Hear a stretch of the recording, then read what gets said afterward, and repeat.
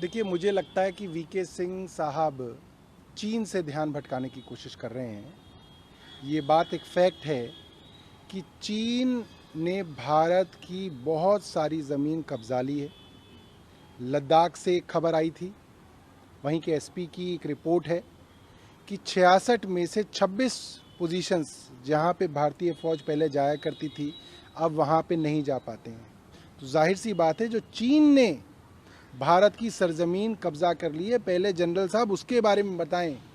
VK Singh साहब ये बताएं। मनीष तिवारी ने इस पर ट्वीट भी किया है। राहुल गांधी ने जो सवाल उठाए थे, वहाँ की लद्दाख की जो ज़मीनें चीन द्वारा कब्जा की गई, उनका दावा था, उस पर वहाँ की जो लेफ्टिनेंट गवर्नर है उन्होंने आपत्ति की, ऐसा कुछ नहीं है। अब देखिए, कांग्रेस के नेता मनीष तिवारी ने ट्वीट किया, सवाल उठाए कि उनको एसपी की रिपोर्ट पढ़नी चाहिए। लेफ्टिनेंट गवर्नर साहब तो वही कहेंगे जो भारतीय जनता पार्टी की केंद्र सरकार उनको कहने के लिए कहेगी।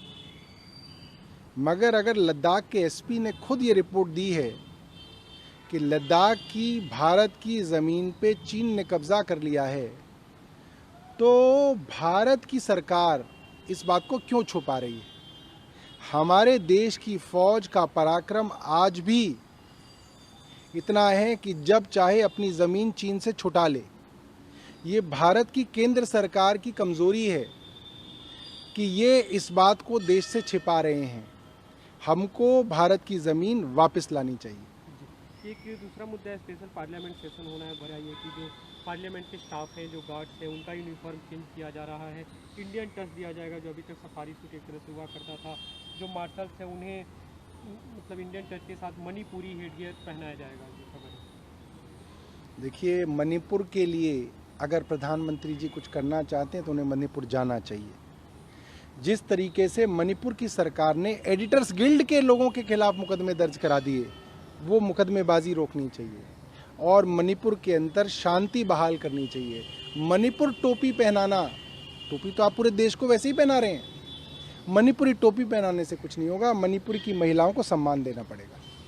एक दूसरा मुद्दा है, केरला हाई कोर्ट बैन कर दिए जो आरएसएस की तरफ से कराया जाता था सरकारा देवी टेम्पल में। वहाँ पर देखिए, किसी भी तरीके की ऑर्गेनाइजेशंस जो लोगों के बीच में नफरत फैलाएं, जो लोगों को हथियार चलाना सिखाएं, ऐसी ऑर्गेनाइजेशंस के ऊपर सरकार को निगाह रखनी चाहिए।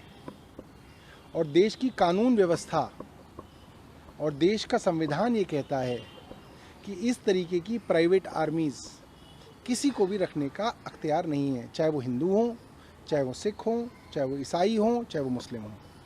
एक दूसरा मुद्दा, अभी राम मंदिर को लेकर उद्धव ठाकरे ने एक बयान दिया है। उन्होंने कहा है कि आने वाले दिनों में राम मंदिर का उद्घाटन होगा, देश भर में वहाँ पे हिंदू बुलाए जाएंगे और ऐसी आशंकाएं हो सकता है कि गोधरा जैसा इंसिडेंट हो जाए। उससे बीजेपी की तरफ से रविशंकर प्रसाद ने पलटवार किया, कहा कि मैं भगवान राम से विनती करूँगा कि उन्हें कुछ बुद्धि दे। ऐसी बयानबाजी लोग वोट के लिए कर रहे हैं। देखिए, उद्धव ठाकरे जी ने ये क्यों कहा, उनके पास क्या जानकारी है, मेरे लिए कहना बड़ा मुश्किल है। मगर एक सीनियर नेता हैं, मुख्यमंत्री रहे हैं, भारतीय जनता पार्टी के साथ वर्षों तक सरकारें चलाई हैं।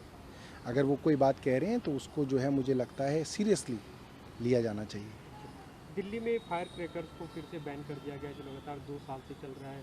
पहले ग्रीन पटाखे बैन थे, लेकिन पूरी तरह से पटाखों पे प्रतिबंध पिछले 2 साल से था। देखिए, वो सुप्रीम कोर्ट और कई कोर्ट्स की इसके ऊपर बार बार फैसले आए हैं। बार बार कोशिश की गई है कि पटाखे दिल्ली के अंदर जलाने की अनुमति मिले, बट कोर्ट्स इसके बारे में बहुत सख्त हैं कि प्रदूषण को लेके दिल्ली के अंदर आप दिया जलाएं, आप लाइट जलाएं, आप घर को सजाएं, मिठाइयाँ बांटें, नए कपड़े पहने, रंग रोगन करें, लोगों के घर जाएं आएं, इन सब चीज़ों को करके और सबसे पहले भगवान राम का कीर्तन करें, माँ लक्ष्मी गणेश का कीर्तन करें, ऐसे करके दिवाली मनाएं। जो असली तरीका था, हमारे हज़ारों साल से जो तरीके थे, उस तरीके से दिवाली मनाएं, क्योंकि पोल्यूशन दिल्ली के अंदर उस समय बहुत ज़्यादा हो जाता है।